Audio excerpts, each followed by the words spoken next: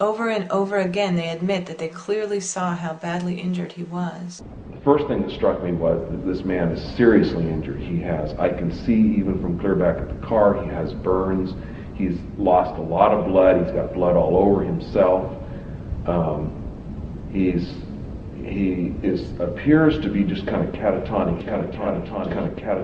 He's not looking up at us. He's not doing anything. He's just sitting just like this. He's not doing anything. Just sitting there. I tell him I don't see a weapon. Do you? And he said no. And I told him I'm going to transition to non-lethal. I'm going to take my taser out. And so as we get out of the car and start towards him, I deadline my shotgun right there and go for my taser. I gave him the command to show me his hands, and he showed me his hands right away. I said, okay, I don't see any weapons, do you? And he said no. Some people thought he might have had a gun. I said, okay, I don't see any weapons, do you? And he said no. Deputy Willard and I started to approach him, tell him to get on his stomach.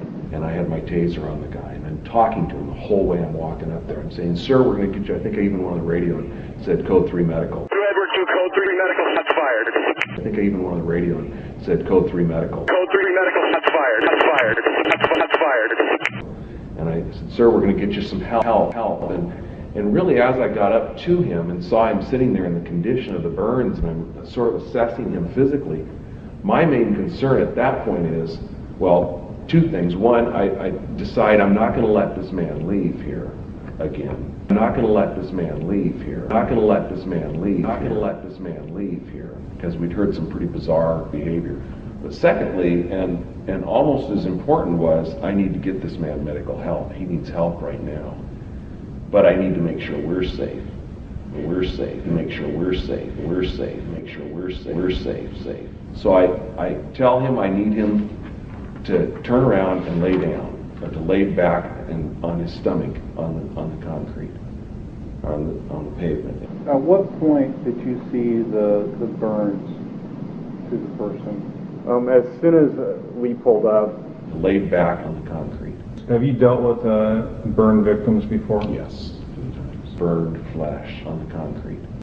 Did they take a first aid class? Any first aid course is going to tell you, you don't make a burn victim. Lay on the ground. We told him to get on the ground. He said, he was saying, okay. Then he wouldn't get on the ground. Just kind of catatonic state. He wouldn't get on the ground. And we were like, get on your stomach, get on the ground. And he'd be like, okay, no. And he looks up at me and he says, no. Catatonic state, just kind of catatonic.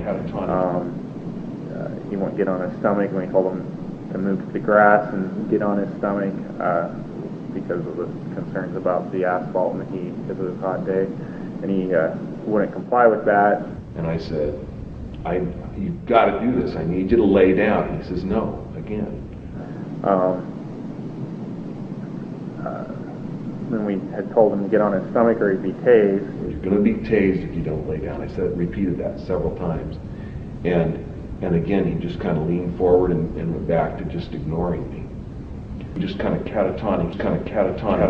We wanted him to lie on his stomach so that we could get him in restraint. He's not doing anything. Just sitting there. Kind of catatonic. And so I said, I told him, I said, look over there, you see the grass. I think I said, look to your right, you see the grass. And he looked over and said, yes. And I said, carefully go over there and lay down on the grass. I thought that's going to be cooler, and he might accept that. And he said, okay. And then he just sat there. And I said, you need to do that now. Go over and lay down on the grass. And he said again, okay. And I said, are you going to do that? And he just sat there. I don't think there was any response at that point. And he just sat there. And I sat, and he just sat there. And he just sat there. And he just sat there. At that point, I was just about to deploy the taser. And he just sat there. And I sat, and he just sat there. He's not doing anything. Just sitting there. I was just about to deploy the taser. Why would they start tasing him? He wasn't doing anything. They've just told us he's sitting on the ground in a catatonic state.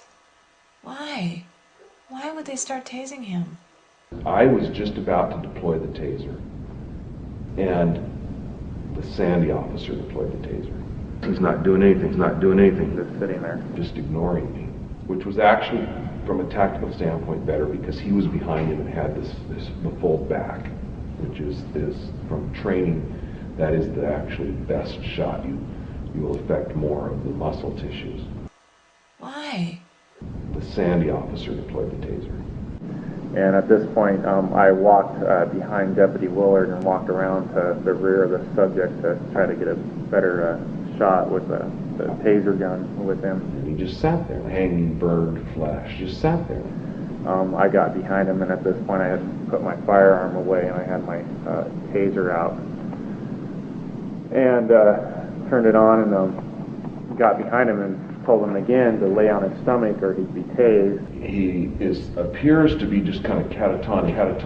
He didn't, and at that point I discharged my taser weapon and got a good shot with the taser on. Both prongs went in his back. Burned flesh. Seriously injured. He had loose, hanging, burned flesh. Kind of a few times he just kind of sat there while he was, before I tased him, just kind of sat there and shook his head. Before I tased him, just kind of sat there and shook his head, sat there and shook his head, and just kind of sat there and shook his head. This young man was very badly injured. I cannot understand how he could have been tased. Before I tased him, just kind of sat there and shook his head. What this is torture. There can be no other word for what these two men did here. They approached a man who was bleeding, burned, and in shock. A man who, by their own admission, was in a catatonic state and was unable to comply. And they tasered him. And he flopped backwards on the ground. Is this right? Is it right for a police officer to see a man who had been injured, who was in an accident, wanting to get medical aid after they were called by someone saying that there's an injured man here, when the police officers arrive on the scene with no love in their heart for an injured young man? They take out their gun, they taser, and they tase them. Is that right? No! I'm asking you the question, is that right? No!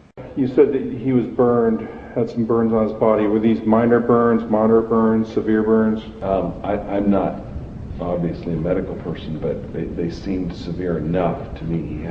He had loose, hanging, burned flesh, at least a couple of layers down. And he just had blood all over him. From, I don't know if it's from a car accident, and initially saw that as soon as we pulled up. Any civilized human being who see a young man who needs help gonna provide the necessary help to that young man without trying to tase him with his gun. And after the first time I tased him, and just from his behavior and the ineffectiveness of the taser, I even made the comment to Deputy Willard because of his behavior, and I don't want to get hands-on with this guy. Don't want to get hands-on? All he's done is just sit there on the ground. They keep saying how scary he was, how much of a monster he was. This makes it easier in their minds to justify what they have done. I just knew that if we were to get hands-on with him in a physical fight, there would have been no stopping it. He would have not felt anything. But what was so scary? So far, all they've said is that he was bloody. That's it.